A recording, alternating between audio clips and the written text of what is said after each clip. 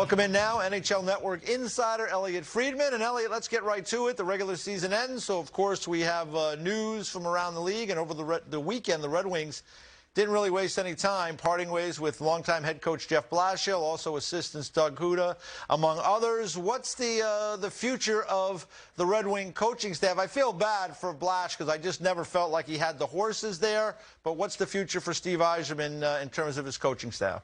Well, first of all, EJ, I do agree with you. I think that, first of all, I thought the Red Wings were very patient and loyal to Blashill. Yep. He was the second longest tenured coach in the NHL, but he was also never in a situation where the team was on the way up. They were always either kind of treading water or rebuilding. So I do agree with you there. Here's the thing. I told a story today on the podcast. I called someone who I thought might be in the mix. And he said to me, if Steve Yzerman has any inkling that I am talking to you, I will not get this job. So I'm not talking to you. Like, Steve Yzerman is, he's Lamoriello-esque. Yes. He does not, he's airtight, he's evolved, he does not I don't know if there's anybody who reacts more negatively than leaks in the league than Steve Yzerman does. So I think he's going to try to do this as quietly as possible. I do think you're going to see a lot of people guess about individuals who have a history with Yzerman. Lane Lambert of the Islanders would be one. He's the assistant coach there. My podcast partner, Jeff Merrick, mentioned Derek Lalonde, who was hired with Yzerman in Tampa Bay and is an assistant coach there. But I think there's going to be, I think that there's going to be a lot of interesting names. And for all of these jobs, some of them we've heard before, others we haven't. But I know one thing. I think there are going to be people who are going to see public linking with Steve Yzerman as like kryptonite and want no part of it. Yeah, well, I agree with you wholeheartedly on that. It'll be interesting to see what Yzerman does in terms of this search. But, the Red Wings, they're rebuilding. They got some good young players. I'll be curious to see what they do in the offseason as well in terms of free agents if they're willing to spend some money to kind of upgrade things. But time will tell. Let's go. I think also the other thing there too, EJ, is they have a big European influence. Yeah. A lot of their young players, Nicholas Lidstrom, I think there's a few people wondering, do they look at that part of the world for a possibility? So we'll see.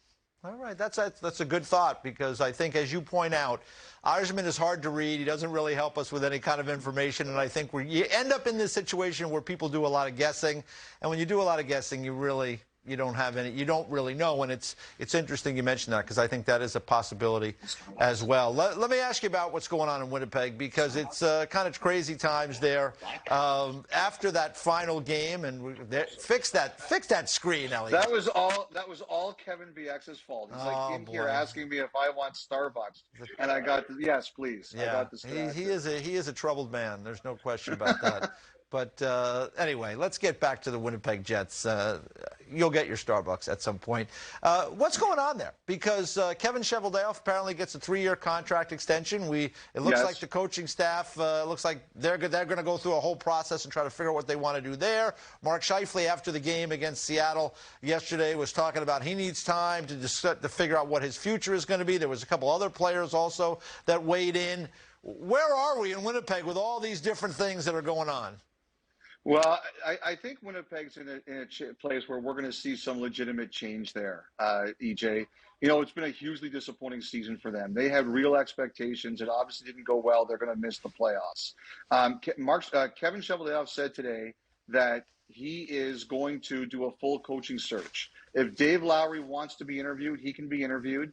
The assistant coaches were told they can look for other jobs, although it's possible that someone could circle back and say they want them, but that's not a lot of security. I think, sorry about that. BX is killing me here.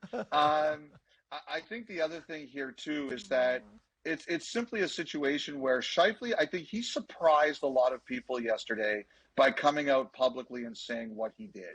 I think that really surprised some people. Now, the one thing I will say, EJ, is that I think he's not the only player in that organization who has thought about, is it time for a change?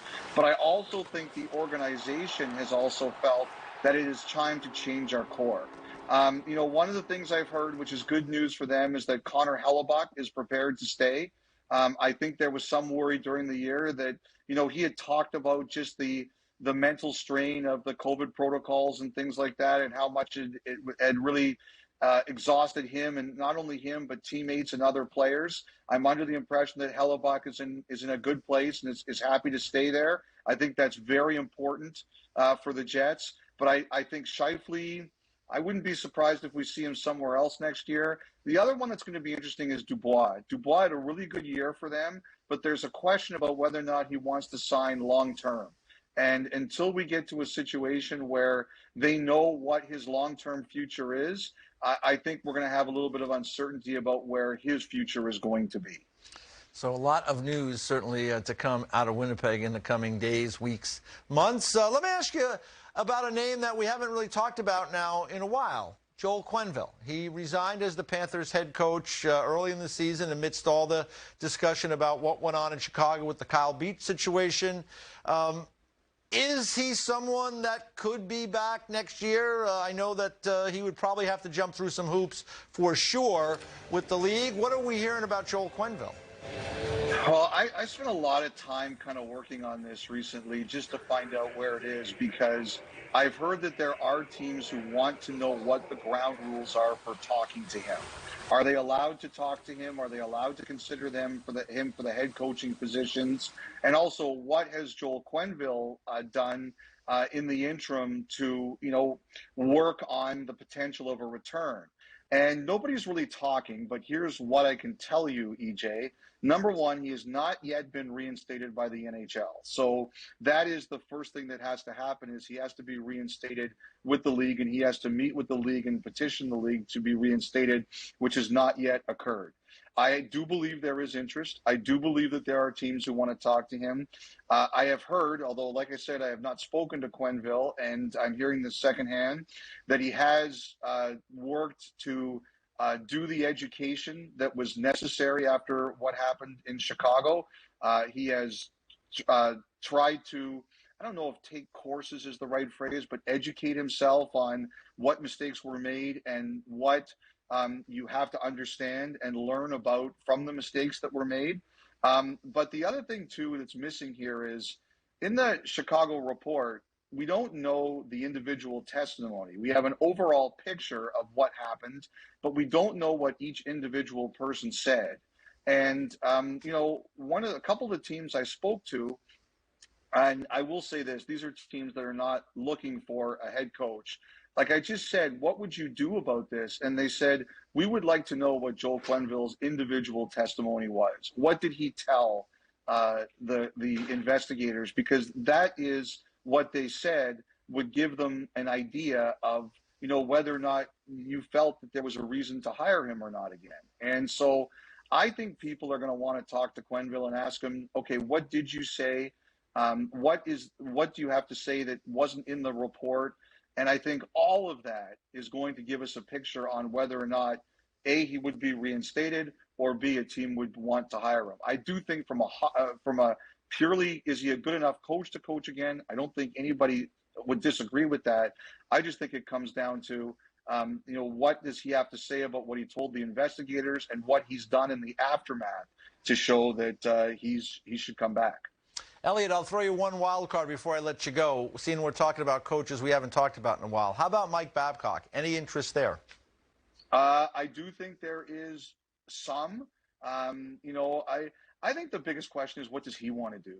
I'll tell you, there's some NCAA vacancies. I wonder if some of those teams are going to be interested in him. The one thing is, I know some people, like my father's family is from Saskatchewan, so I have some connections there. And there were some people who told me around the university that he just really enjoyed being able to coach quietly. And I just think that that obviously appealed to him. I do think there are teams who would talk to him. I don't know but I think the biggest question is, does he want to come back to the NHL as much as anything else right now? I wonder if he's going to get some NCAA interest. Yeah, you make a great point, because Mike has won everything there is to win.